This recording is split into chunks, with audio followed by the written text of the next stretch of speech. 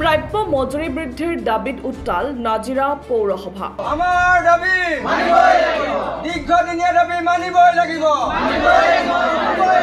বেতন বৃদ্ধি, কাম নিয়মীয়াকৰণ, বীমা ব্যৱস্থাৰ দাবীত প্ৰতিবাদত বহিল নাজিৰা পৌৰসভাৰ চাফাই কৰ্মী। অসমত অস্বাভাৱিক হাৰত পৌৰসভাৰ পৌৰকৰ বৃদ্ধিক লৈ সাধাৰণ জনতাৰ মাজত বহুদিন ধৰি তীব্ৰ প্ৰতিক্ৰিয়াৰ অব্যাহত থকাৰ মাজতেই নাজিৰা পৌৰসভাৰ চাফাই কৰ্মীসকলে আজিৰে পৰা বহিল অনিৰ্দিষ্টকালীন প্ৰতিবাদত। দাবী সন্দৰ্ভত মানিবই লাগিব, আমাৰ দাবী ন্যায্য দাবী। কেইবাটাও দাবীত প্ৰতিবাদত বহিল নাজিৰা পৌৰসভাৰ চাফাই কৰ্মীসকল। আৰু তেওঁলোকৰ দাবীসমূহ হৈছে বৰ্ধিত হাৰত মাহিলী বেতন দিয়া, মাষ্টাৰ ৰোল আৰু হৰিজনৰ 2জনকৈ কৰ্মীক নিয়মীয়াকৰণ কৰা, সকলোকে প্ৰতিমাহে 300 টকাকৈ PF কটা আৰু বীমাৰ ব্যৱস্থা কৰি দিয়া, মাষ্টাৰ ৰোল কৰ্মীসকল অৱসৰ হলে প্ৰতিজনক 30,000 টকাকৈ পেঞ্চন দিয়াৰ ব্যৱস্থা কৰা।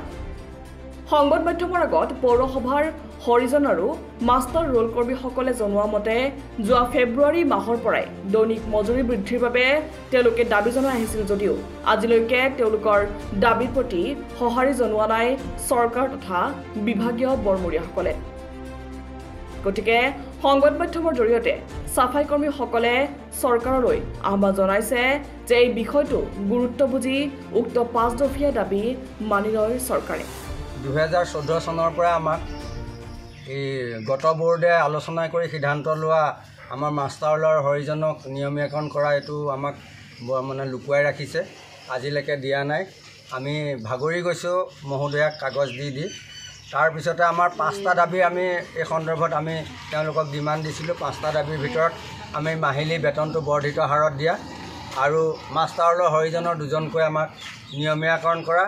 3 নম্বৰতে আমাৰ 2015 চনতে আমাক গত বোৰ্ডে দি থৈ যোৱা এই মাষ্টাৰ ৰোল হৰিজনক 1জনকৈ PF কাটি আমাক এটা ইঞ্চুৰেঞ্চ দিয়া আৰু মানে 2015 চনত তেওঁলোকে আৰু এটা সিদ্ধান্ত লৈছিল আমাৰ প্ৰতিজন কৰ্মীকে একদম নিম্ন শ্ৰেণীৰ কাৰণে আমাক একোটাকৈ PF মানে কি ইঞ্চুৰেঞ্চ লাইফ ইঞ্চুৰেঞ্চ কৰি দিম বুলি আমাক কথা দিছিল, সেইটো আজিলৈকে নকৰিলে।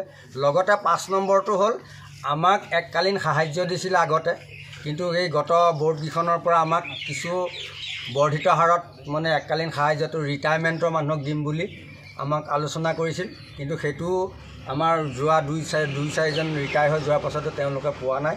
গতিকে আমি দুখ পাইছোঁ। আমি যোৱা 14 চনৰ পৰা এনেকৈ আবেদন নিবেদন কৰি আমি বহুত মানে অনুনয় বিনয় কৰি প্ৰাৰ্থনা জনাই আছোঁ আৰু এইবাৰো আমি যেতিয়া কৰিবলৈ আৰম্ভ কৰিছোঁ, যেতিয়া আমি কিবা এটা উপক্ৰম হ'লেহে আমি এই আন্দোলনত আমি স্থগিত ৰাখিম, নহ'লে আমি আন্দোলন আগলৈকে চলাই যাম বুলি, বৰ দৰকাৰ হ'লে আমি অনিৰ্দিষ্ট কাললৈকে আন্দোলন কৰিম বুলি আমি দৃঢ় সংকল্প লৈছোঁ। নাজিৰাৰ পৰা নয়নমণি ভাৰদ্বাজৰ ৰিপৰ্ট, দ্য অপিনিয়ন।